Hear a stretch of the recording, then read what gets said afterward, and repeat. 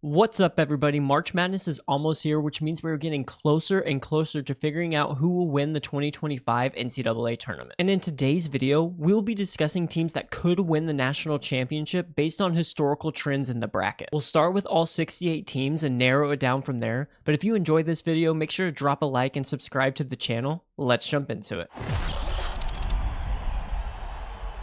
When selecting a national champion, there are 68 teams to choose from. So how do you decide who will win it all? To start, since the NCAA tournament expanded to 64 teams, the lowest seed to ever win the NCAA tournament was an 8 seed, which was Villanova back in 1985. And since then, 64% of national champions have been a number 1 seed, winning the tournament 25 times, with UConn last year being the most recent. We've had a 2 seed win it 5 times, a 3 seed win it 4 times, a 4 seed win it twice, never a 5 seed, and then 6, 7, and 8 seeds have each won it once. And this doesn't mean that a 9 through 16 seed can't win the NCAA tournament. History just tells us that it's not likely to happen. So let's go ahead and remove those teams from contention as a national champion, which leaves us with 32 teams. Now let's get even more specific. 24 of the past 25 national champions have had a top 21 adjusted offensive efficiency rating and a top 37 adjusted defensive efficiency rating, according to KenPom. And if you don't know what KenPom is, it's a website created by statistician Ken Pomeroy that provides rankings and advanced analytics for college basketball. And currently, there are only 11 teams that fit the criteria of a potential national champion according to this KenPom data. And those teams are Florida,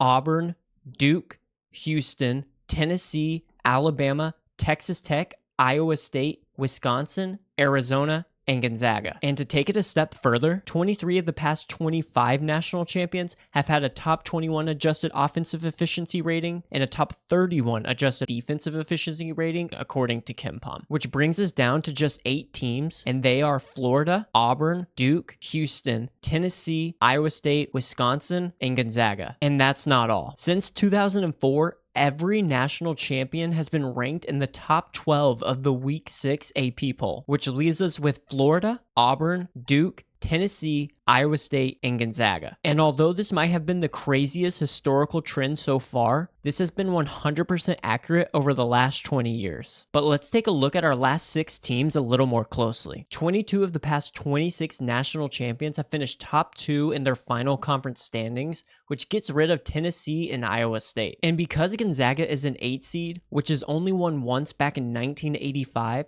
let's go ahead and remove them from contention as a national champion as well. And lastly, a national champion has never lost 3 out of their last 4 games before entering the NCAA tournament, which removes Auburn from this list and leaves us with Florida and Duke as our 2 options for national champions. And although I don't subscribe to all the historical trends, I do think they are good to consider when picking a national champion. But in my opinion, I think there are only 5 teams that are capable of winning it all this year. Let me break it down. First, we have the Florida Gators, who is the number 1 seed in the West region of the NCAA tournament. This Florida Gators team has been one of the hottest teams in the country to end the season. Currently, they're 4th in the net. They have the number 1 offensive efficiency and 10th in defensive efficiency, according to KenPom. They were 11-4 in Quad 1 this year and 9-0 in Quad 2 this year, and this team has weapons at every position. In the backcourt, they're led by Walter Clayton, an All-American this year. You also have the FAU transfer Elijah Martin and Will Richard, who's been playing great as of late.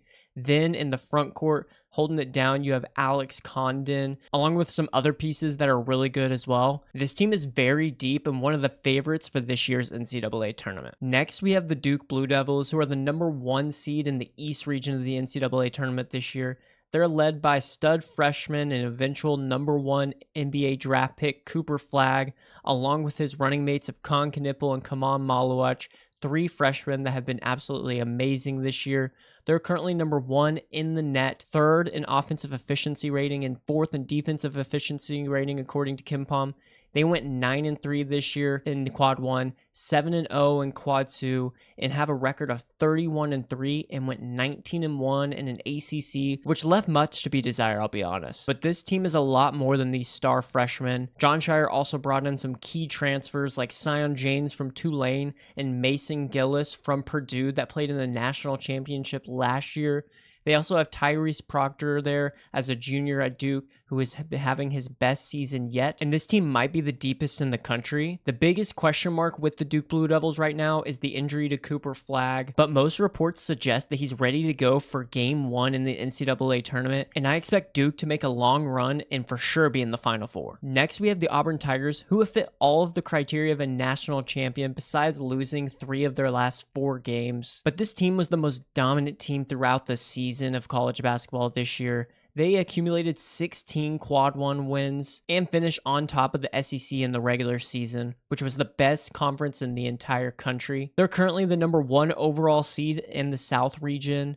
They're second in the net, second in offensive rating, and 12th in defensive rating, and led by Player of the Year candidate Janiyah Broome. But this team is a lot more than just Janai. Bruce Pearl has weapons at every single position, including Tahad Pettiford, Denver Jones, Miles Kelly, and Chad Baker-Mazzara in the backcourt, and then Dylan Cardwell and Chaney Johnson to go alongside Janiyah Broome in the frontcourt. And before they're into the season, they seem like a favorite to everyone to win the national championship this year, and I definitely think they have what it takes to make it all the way. And finally, we have the last 1 seed, the Houston Cougars, who went 30-4 on the season and 19-1 in the Big 12, which is also one of the best conferences in the country. They're the 1 seed out in the Midwest region and currently are 3rd in the net, 10th in offensive rating, 2nd in defensive rating. Went 14-3 in quad 1 and 6-1 in quad 2. This team has absolutely dominated the Big 12 the past 2 years, and I think this team had a shot to win it last year if Jamal Shead didn't get injured. But they've replaced Jamal Shead this year with Milos Uzan, who's been playing phenomenal to end the season. They also have sharpshooter LJ Cryer and Emmanuel Sharp to round out the backcourt. And then the injury to Juwan Roberts was a big question mark, but he's good to go for the first game in the NCAA tournament. And as long as Houston can get by Gonzaga in their second round matchup,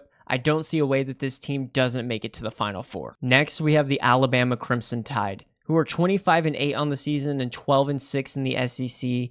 They're currently a 2 seed and have a net rating of 6th, offensive efficiency rating of 4th, 32nd in defensive efficiency rating according to KenPom. Went 11-8 in quad 1 this year and 8-0 in quad 2. They're led by Mark Sears, who is an All-American point guard for them this year, but you also have Grant Nelson, Youngblood. They brought in Cliff Omarui from Rutgers to hold it down on the defensive front, plus a lot of other role players that play very crucial minutes for this Crimson Tide team. And they have an improved defense compared to last year, which could help lead to some tournament success. But don't forget, this was a team that beat Auburn earlier this season, so they can compete with just about anybody. And the Alabama Crimson Tide are one of the best offenses in all of college basketball. If this team gets hot like they did last year in their Final Four run, I would expect them to go deep into the tournament, and I think they have what it takes to win it all. Let me know in the comments who you think could potentially win the national championship this year, and make sure to join the Basketball Network's Bracket Challenge. You can find the link in the description of this video. Also, if you've been enjoying the content, make sure to like this video and subscribe to the channel, and we'll see you in the next one.